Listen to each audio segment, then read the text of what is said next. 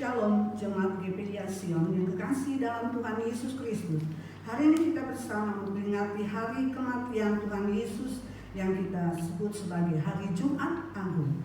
Mari kita renungkan betapa besar kasih dan pengorbanan Tuhan Yesus yang mau mati di kayu salib bagi kita semua. Karena semua orang telah berbuat dosa dan telah kehilangan kemuliaan Allah, dan oleh kasih karunia telah dibenarkan dengan cuma-cuma karena penebusan dalam Kristus Yesus. Dia sungguh indah.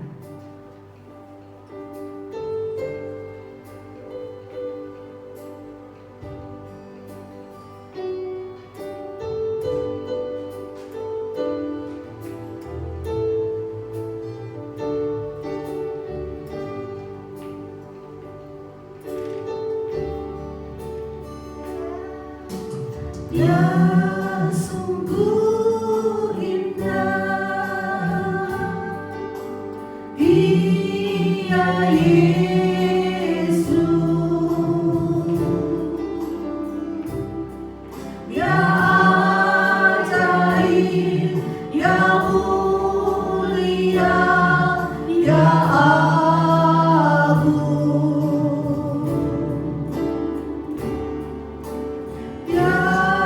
Cinta dan amunimu,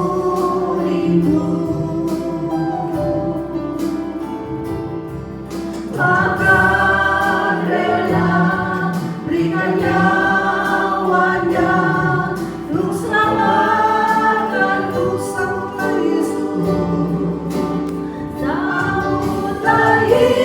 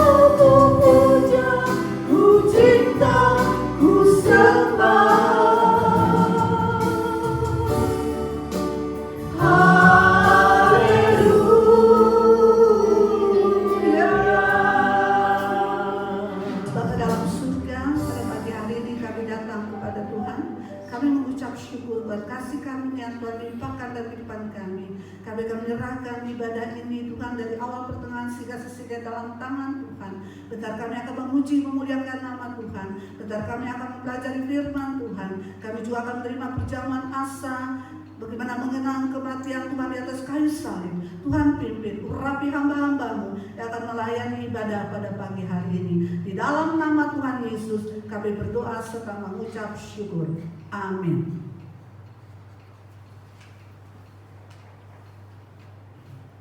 Kata Pilatus kepada mereka, Jika begitu, apakah yang harus kuperbuat dengan Yesus yang disebut Kristus?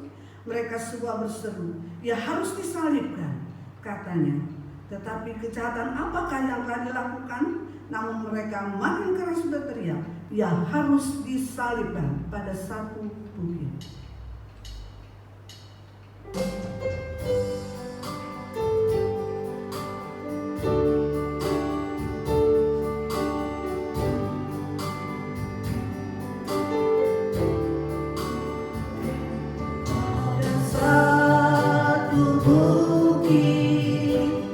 Jauh dari sini, kulihat salib berdiri.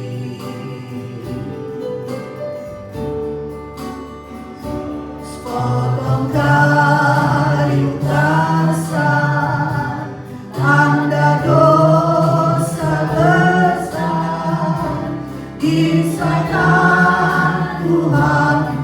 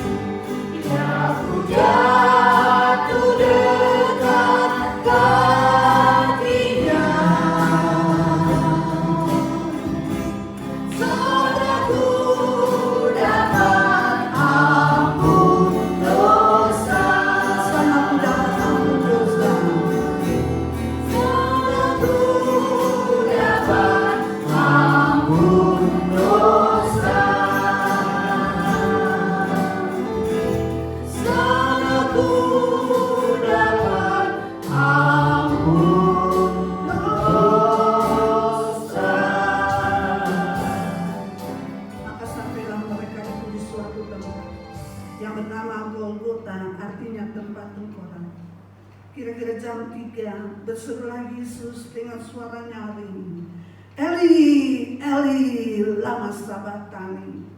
"Allahku, Allahku, mengapa engkau meninggalkan aku?" Yesus berseru pula dengan suara nyaring, lalu menyerahkan nyawanya di Golgota.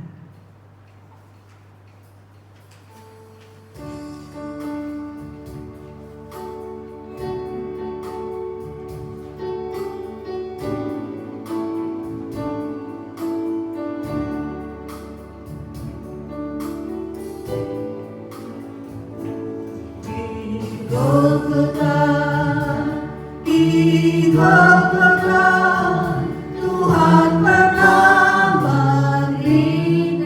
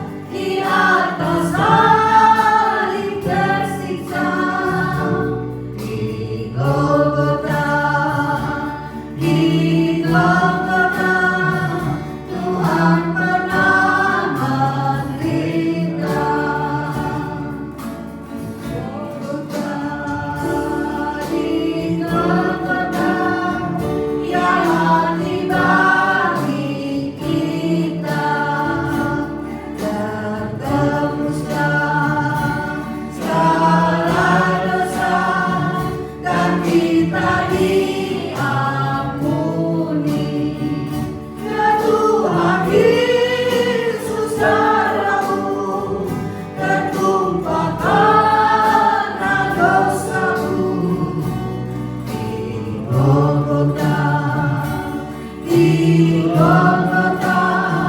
yang mati bagi kita. Golgota, yang mati bagi kita. Pujilah Tuhan, hai jiwaku, dan janganlah lupakan segala kebaikannya. Dia yang mengampuni segala kesalahanmu, yang menyembuhkan segala penyakitmu. Dia yang menebus hidupmu dari lubang kubur, yang memahkotai engkau dengan kasih setia dan rahmat. Terima kasih, Yesus.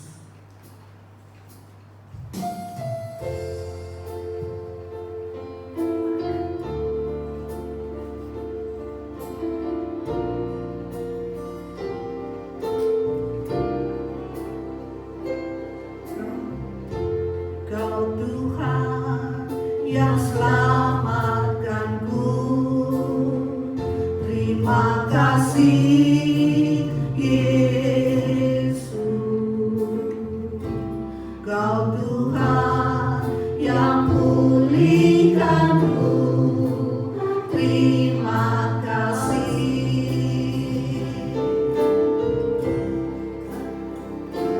Kau Tuhan yang sembuhkanku, terima kasih Yesus. Kau Tuhan memberkatiku, terima kasih.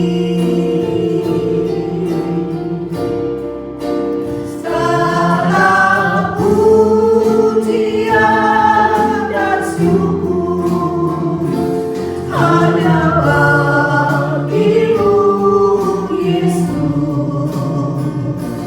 Dengan apakah ku balas kasih-Mu? Segala hormat kemuliaan hanyalah yang bagimu. Ku sembah Yesus seumur hidupku. Segala pujian, segala pujian dan syukur hanya bagimu, Yesus. Dengan apakah ku balas kasih-Mu? Segala hormat kemuliaan hanyalah yang bagimu. Ku sembah Yesus seumur hidupku. Ku sembah Yesus seumur hidupku. Ku sembah Yesus seumur hidupku. Ku sembah Yesus seumur hidupku. Ku sembah Yesus seumur hidupku.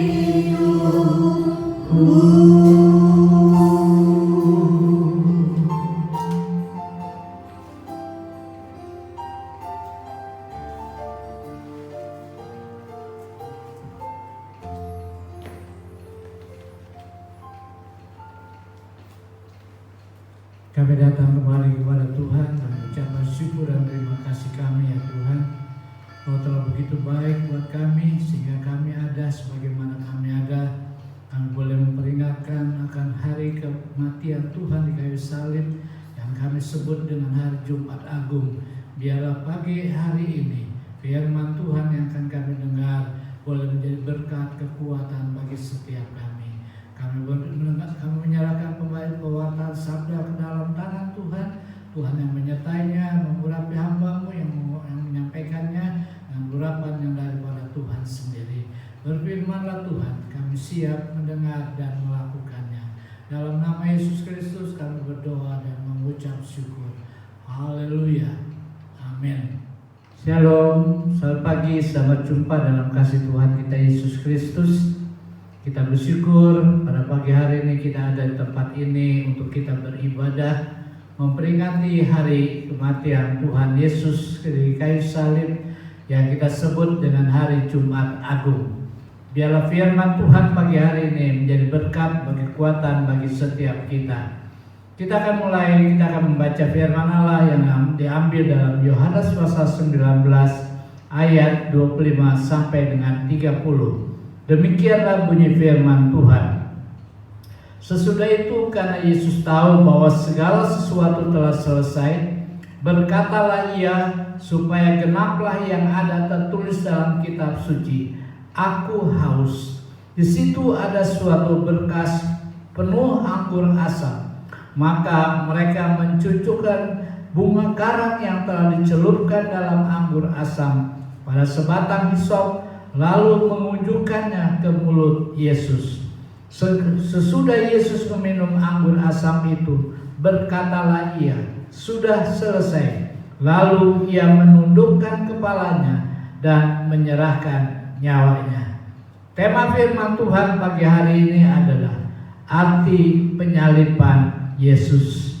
Saudara yang dikasihi Tuhan, peristiwa kematian Tuhan Yesus sudah kita tahu sejak kita berada di sekolah minggu, sejak kita menjadi pengikut Kristus, dan hari ini kita diingatkan kembali dengan hari istimewa di mana seluruh umat Kristen, seluruh dunia, sekalipun di tengah situasi kondisi yang tidak memungkinkan, tetapi kita semua masih diberikan kesempatan untuk mendengarkan sebagian firman Allah tentang hari penyaliban Tuhan di kayu salib. Saudara yang dikasihi Tuhan, kematian Tuhan di kayu salib sudah terjadi. Namun kita perlu tahu bahwa penyaliban Tuhan Yesus di salib memberikan arti atau makna bagi pengikut-pengikutnya untuk kita jalankan dalam hidup kita sehari-hari. Saudara yang dikasihi Tuhan, pelajaran apa yang dapat kita ambil melalui kematian Tuhan di kayu salib, dan apa pentingnya, apa perlunya kematian Tuhan di kayu salib untuk kita sekalian? Ada 3 hal yang akan kita pelajari pada pagi hari ini. Yang pertama adalah penyaliban Tuhan Yesus atau kematiannya di kayu salib mengajarkan kita untuk selalu rendah hati. Filipi pasal 2 ayat 5 sampai yang ke-8, demikianlah bunyi firman Tuhan. Hendaklah kamu dalam hidupmu bersama menaruh kesetaraan dengan Allah itu sebagai milik yang harus dipertahankan, yang walaupun dalam rupa Allah tidak menganggap kesetaraan dengan Allah itu sebagai milik yang harus dipertahankan, melainkan telah mengosongkan dirinya sendiri dan mengambil rupa seorang hamba dan menjadi sama dengan manusia. Apa itu rendah hati? Rendah hati adalah suatu sikap pribadi yang bersandar pada Allah dan menghormati orang lain. Dengan kata lain, rendah hati berarti menaruh keyakinan pada Allah bukan pada diri sendiri. Peristiwa penyaliban Tuhan Yesus di salib bukanlah suatu paksaan yang harus diambil oleh Tuhan Yesus, tetapi peristiwa penyaliban itu merupakan kehendak dan kemauan dari Tuhan Yesus sebagai bukti suatu kerendahan hati. Yesus menunjukkan kerendahan hatinya dengan mengosongkan dirinya, meninggalkan tahta kemuliaannya. Di dalam ayat yang ke-8 Filipi pasal 2 ayat yang ke-8 berkata, Dan dalam keadaan sebagai manusia, ia telah merendahkan dirinya dan taat sampai mati, bahkan sampai mati di kayu salib. Bapak Ibu Saudara yang dikasihi Tuhan, memiliki sifat rendah hati bukanlah sesuatu yang mudah. Memiliki sifat rendah hati bukanlah sesuatu yang gampang. Harus ada keberanian untuk kita mau menjalankannya. Dan itu telah dibuktikan oleh Tuhan Yesus sendiri dengan menyerahkan dirinya secara total, menyerahkan kehidupannya secara total, menyerahkan seantero kehidupannya hanya kepada Allah. Dia hanya menurut kepada Allah, bukan kemauannya sendiri. Bukti bahwa penyalipannya mengajarkan kepada kita tentang rendah hati. Bukti penyalipannya mengajarkan bahwa Tuhan Yesus telah mengosongkan dirinya. Artinya dia tidak menganggap dirinya lebih daripada manusia. Dia tidak menganggap dirinya lebih daripada Allah. Tetapi ia mau turun dan mau menjadi seorang hamba. Kita tahu sifat seorang hamba tidak memikirkan dirinya sendiri. Sifat seorang hamba tidak mempunyai hak apa-apa, tetapi mempunyai kewajiban. Sifat seorang hamba yang baik adalah berani berkorban untuk orang lain. Sifat rendah hati itu pun demikian. Dia tidak memikirkan dirinya sendiri, tetapi dia memikirkan orang lain. Pertanyaannya bagi saudara dan saya adalah, bagaimana dengan kita? Apakah kita sudah memikirkan Tuhan? Apakah kita sudah memikirkan orang lain? Apakah kita juga memikirkan sekelompok orang yang ada di sekitar kita? Atau kita hanya memikirkan diri kita sendiri?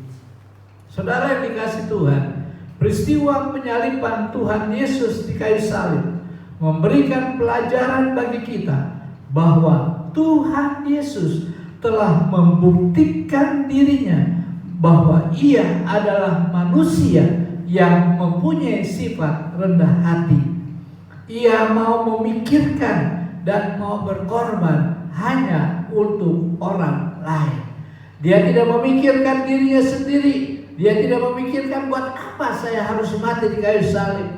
Oleh sebab itu, sebagai pengikut Kristus, kita juga mau mengikuti teladan Tuhan Yesus dengan memiliki sifat rendah hati untuk memikirkan orang lain, memikirkan pekerjaan Tuhan, memikirkan gereja di mana kita beribadah, memikirkan teman-teman sepelayanan, memikirkan teman-teman jemaat lainnya. Marilah kita minta supaya Tuhan sendiri ada dan memberikan penjelasan kepada kita bahwa Kristus mati hanya karena sifat rendah hatinya. Dia mau berkorban untuk orang lain.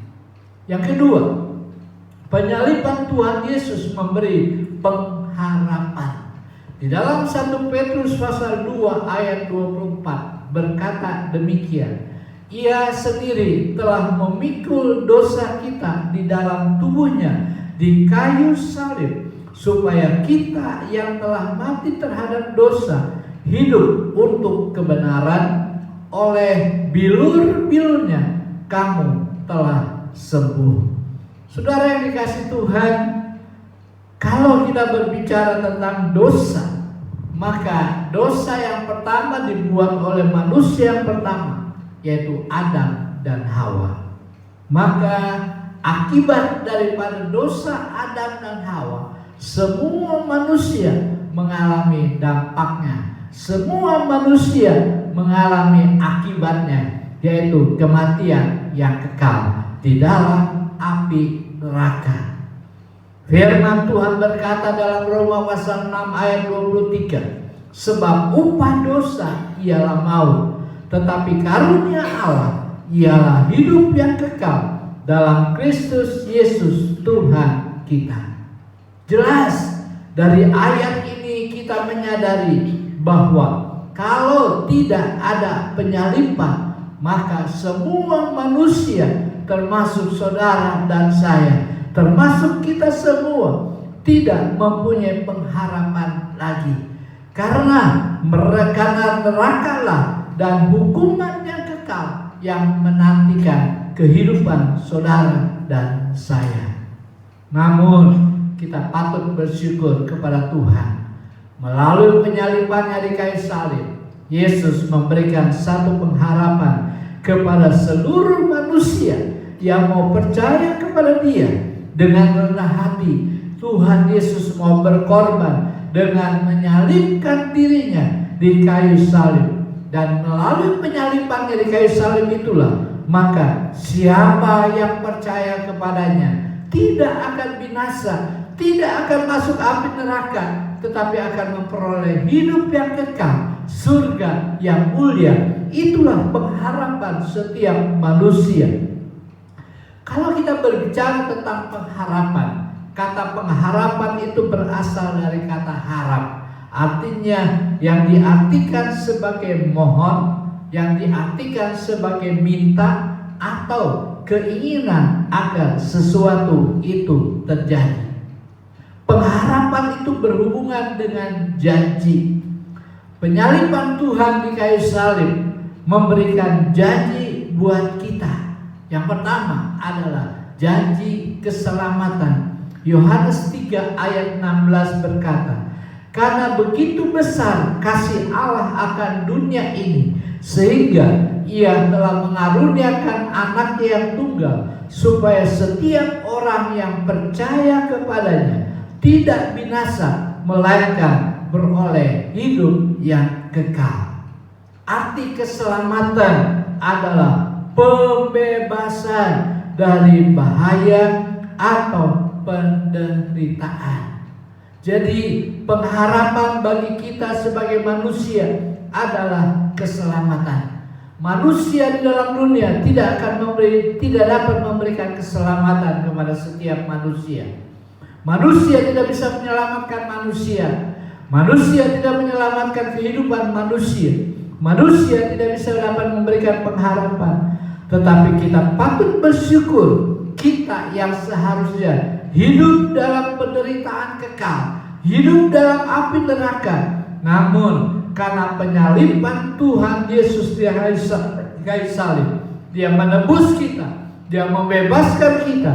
Dan apabila kita tetap ada di dalam kasih karunia Tuhan, kita berada di dalam keselamatan daripada Tuhan sampai akhirnya, maka janji pengharapan itu akan kita terima. Yang kedua, pengharapan dalam hidup memberi kecukupan kepada setiap kita. Yohanes 10 ayat yang ke-10. Pencuri datang hanya untuk mencuri dan membunuh dan membinasakan. Aku datang supaya mereka mempunyai hidup dan mempunyainya dalam segala kelimpahan. Saudara yang dikasihi Tuhan, sebagai pengikut Kristus, kita percaya bahwa setiap usaha dan setiap berkat yang kita dapat itu datangnya dari Tuhan sendiri. Mungkin sementara orang berkata, saya bekerja, saya berusaha, saya melakukan ini dan itu. Betul. Tetapi seandainya Tuhan tidak memberikan nafas kehidupan, seandainya Tuhan tidak memberikan kesempatan, seandainya Tuhan tidak memberikan kesehatan kepada kita, semuanya itu tidak ada gunanya. Sebab itulah pengharapan di dalam Tuhan memberikan kecukupan kepada setiap saudara dan saya. Dan itu bisa kita terima karena kita sudah ditebus dari dosa melalui penyalipan Tuhan Yesus di kayu salib. Selama kita ada dan kita hidup dalam kebenaran Tuhan Yesus serta kesehatan dari Tuhan, maka kita punya pengharapan untuk kita bisa hidup di dalam berkecukupan. Jadi yang kedua, makna penyalipan Tuhan Yesus di salib memberikan pelajaran untuk kita bahwa penyalipan Tuhan Yesus memberi pengharapan untuk masa depan saudara dan saya. Terimalah dia sebagai pengharapan di dalam hidup saudara. Yang ketiga adalah penyaliban Tuhan mengajarkan kasih. Yohanes 15 ayat 13 berkata, tidak ada kasih yang lebih besar daripada kasih seorang yang memberikan nyawanya untuk sahabat-sahabatnya. Saudara yang dikasihi Tuhan, penyaliban Tuhan Yesus di kayu salib menunjukkan kasih-Nya yang besar kepada manusia. Kasih yang ditunjukkan Tuhan Yesus bukan untuk dipuji oleh manusia, bukan untuk dipuji oleh bapaknya dan saudara dan saya, tetapi kasih daripada Tuhan Yesus juga bukan untuk mencari pencitraan. Kasih daripada Tuhan Yesus bukan untuk diagung-agungkan, untuk disombong-sombongkan, bukan. Tetapi kasih daripada Tuhan Yesus adalah kasih yang benar-benar ingin membuktikan bahwa Tuhan Yesus itu adalah Allah yang mengasihi setiap manusia yang ada di dalam dunia. Kasih itu bukan teori, tetapi kasih itu adalah perbuatan. Dengan kasih yang Tuhan nyatakan kepada kita, maka ada perbuatan yang dipraktekkan Tuhan. Tuhan tidak hanya berbicara tentang keselamatan, Tuhan tidak berbicara tentang percaya saja kepada Tuhan, Tuhan tidak berbicara tentang macam-macam, tetapi Tuhan membuktikan akan perbuatannya, akan kasih yang nyata di dalam kehidupannya, sehingga setiap kita yang percaya kepada Dia beroleh keselamatan, beroleh pengharapan, dan mendapatkan kasih agape, kasih Allah kepada manusia.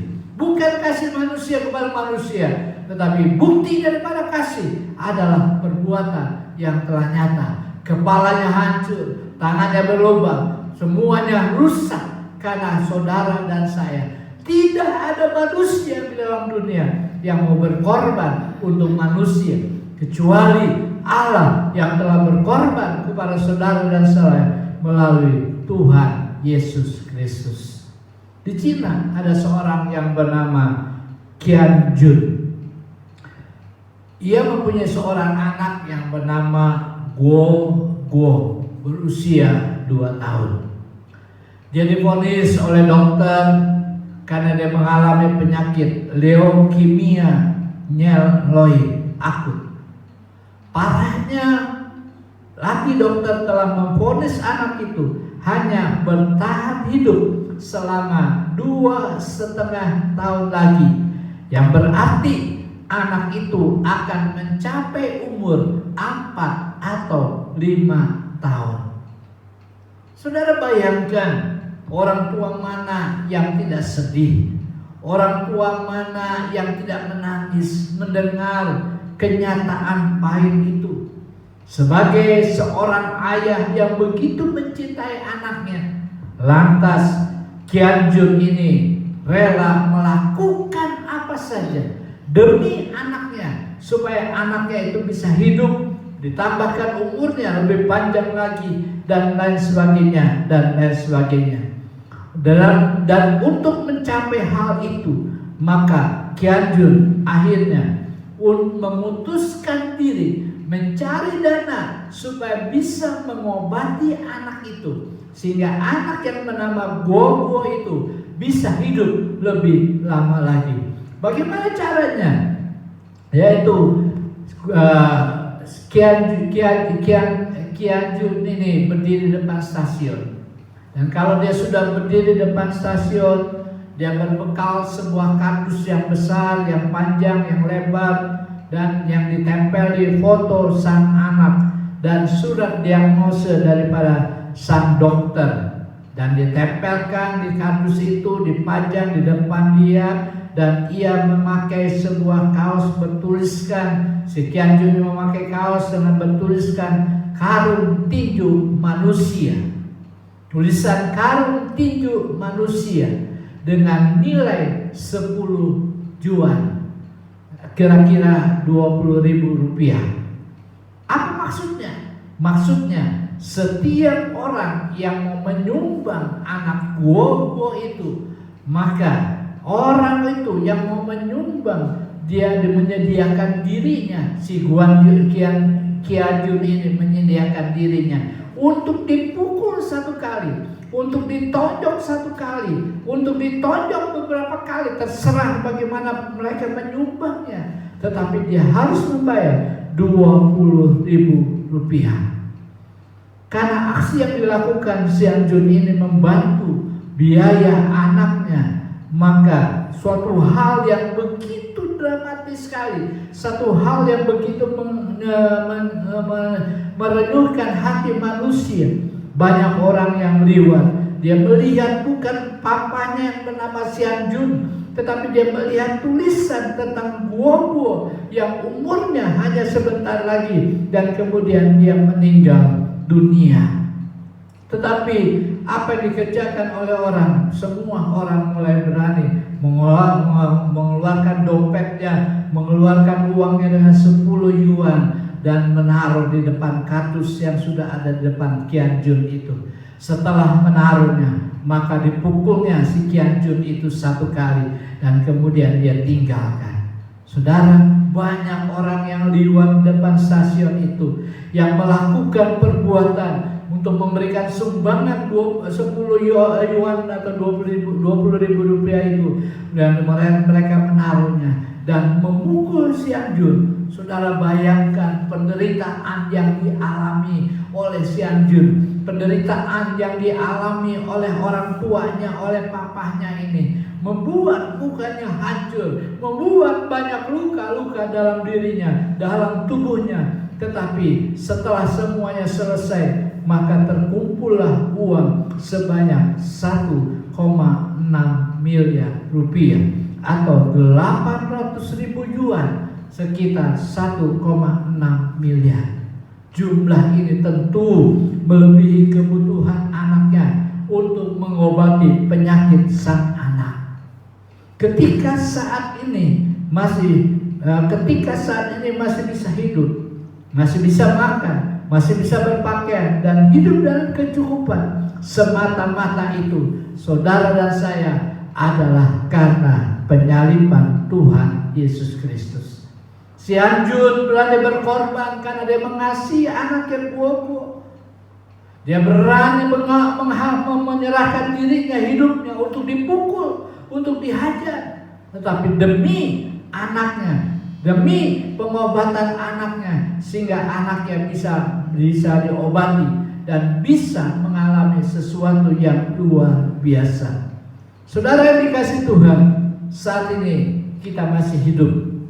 Sudahkah kita menunjukkan kasih kita kepada teman-teman kita? Sudahkah kita menyatakan kasih kita kepada orang lain? Sudahkah kita berbuat sesuatu untuk Tuhan dan untuk kepada orang lain dengan menunjukkan kasih kita? Mungkin kita nggak dipukul, mungkin kita nggak disiksa, mungkin kita nggak ditombak, atau kita nggak dibuat supaya kita mati, tidak.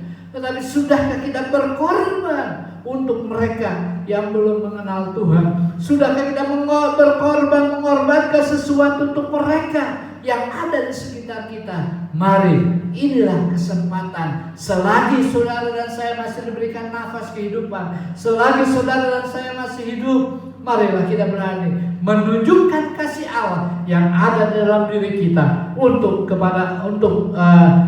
manusia, untuk teman-teman, untuk saudara-saudara kita yang belum mengenal Kristus. Sebab itulah, pergunakanlah kesempatan yang ada untuk kita menunjukkan kasih kita kepada Tuhan. Saudara yang dikasihi Tuhan, penyaliban Tuhan Yesus disalib bukanlah hal yang mudah. Bukanlah hal yang gampang. Tuhan Yesus sudah protes. Tuhan Yesus bisa ngomong apa saja, tetapi dia tidak lakukan itu semua karena dia tahu bahwa dia mengasihi Bapaknya. Dia menjadi Allah, dia menjadi Tuhan bagi setiap saudara yang mau percaya kepada dia. Oleh sebab itu, buka hati kita, terimalah Yesus sebagai Tuhan dan Juru Selamat kita. Penyaliban Tuhan mempunyai makna. 3 makna yang kita dengar pada pagi hari ini. Yang pertama, penyaliban Tuhan membuktikan bahwa Tuhan Yesus punya sifat karakter rendah hati. Penyaliban Tuhan di dalam kehidupan kita, penyaliban Tuhan di atas kayu salib untuk memberikan kecukupan dalam kehidupan saudara, memberikan pengharapan dalam hidup kita, memberikan janji bahwa setiap saudara dan saya akan hidup diberkati dan dicukupkan oleh Tuhan. Penyaliban Tuhan di kayu salib memberikan atau menunjukkan tentang kasih Tuhan kepada saudara dan saya. Dia membuktikan bahwa dia mengasihi setiap orang yang mau percaya kepada Tuhan. Ayat terakhir Mazmur pasal 116 ayat yang ke-12. Bagaimana akan kubalas kepada Tuhan segala kebajikannya kepadaku? Sekali lagi Mazmur 116 ayat 12. Bagaimana akan kubalas kepada Tuhan segala kebajikannya kepadaku? Amin. Tuhan memberkati. Mari kita tundukkan kepala dan kita berdoa. Terima kasih Tuhan buat firman Tuhan yang mengingatkan kami tentang kematian Tuhan, penyaliban Tuhan di kayu salib. Penyaliban Tuhan di kayu salib bukan untuk sombong-sombongan, untuk pencitraan, untuk supaya diagungkan oleh setiap manusia yang ada di dalam dunia. Tetapi penyaliban Tuhan di kayu salib adalah memberikan pengajaran kepada kami, membuktikan bahwa Tuhan adalah Allah yang luar biasa, memberikan pengajaran kepada kami bahwa Tuhan adalah Tuhan yang punya karakter, punya sifat rendah hati. Tuhan memberikan janji kepada kami, memberikan pengharapan, yaitu hidup di dalam kecukupan. Penyaliban Tuhan di kayu salib membuktikan kasih Tuhan kepada setiap saudara dan saya, setiap manusia yang ada di dalam dunia. Tuhan, hamba mau berhenti, tetapi kiranya Roh Kudus akan berbicara. Roh Kudus akan menerjemahkan dengan bahasa-bahasa yang dapat kami mengerti, sehingga setiap kami akan mendapatkan kekuatan dalam kehidupan kami. Kami menyerahkan seluruh saudara kami yang mendengarkan firman Tuhan. Engkau berkati mereka, Engkau lindungi mereka, Engkau pagari dengan pasukan malaikat-Mu yang dari surga. Di tengah-tengah virus corona yang merajalela saat ini, biarlah pasukan malaikat mengawal, menjaga, ajarlah mereka selalu berjaga-jaga, ajarlah mereka selalu bersiap-siap, ajarlah mereka selalu fokus kepada Tuhan, ajarlah mereka selalu melekat hidupnya kepada Tuhan, sehingga virus-virus corona itu tidak akan menempel bagi setiap kami. Kami tidak akan kena dengan virus corona karena pasukan malaikat mau menjaga, melindungi kami. Terima kasih Tuhan, berkati firman-Mu. Di dalam nama Tuhan kami Yesus Kristus, kami berdoa dan mengucap syukur. Haleluya. Amin. Tuhan berkati. Saudara yang dikasihi Tuhan, pulanglah dan terimalah berkat daripada Allah Bapa. Tuhan memberkati dan melindungi engkau. Tuhan menyinari engkau dengan wajah-Nya dan memberikan engkau kasih karunia. Tuhan menghadapkan wajah-Nya kepadamu dan memberikan engkau damai sejahtera. Kasih karunia daripada Allah Bapa bersama Roh Kudus menyertai saudara sekalian sekarang sampai selama-lamanya. Haleluya. Amin.